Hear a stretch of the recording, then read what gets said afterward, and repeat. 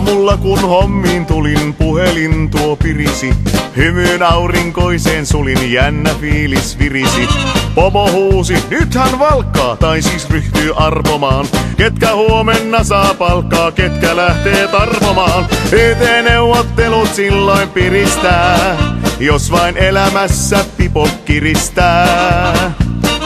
YT-neuvottelut on kuin avannossa kävisi.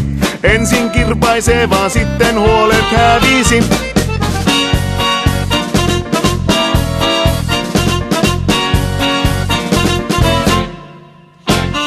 Illalla kun kotiin loikin pupin kautta nimittäin, hauskan yllätyksen toikin vaatteet, jotka limittäin. Eteisessä muo jo ootti, vaimo sanoi hyvästi. Kädessänsä eronootti, ilahduin mä syvästi. YT-neuvottelut silloin piristää, jos vain elämässä pipo kiristää.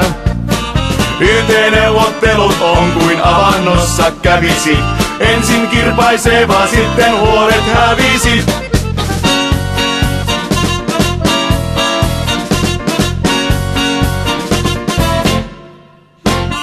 Joku etsis varmaan oksaa, tää jos hälle osuisi.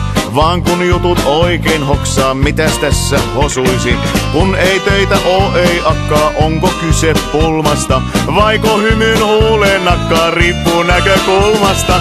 YT-neuvottelut silloin piristää, jos vain elämässä pipo kiristää.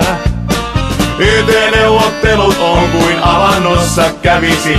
Ensin kirpaisee, vaan sitten huolet hävisi. YT-neuvottelut silloin piristää, jos vain elämässä pipo kiristää.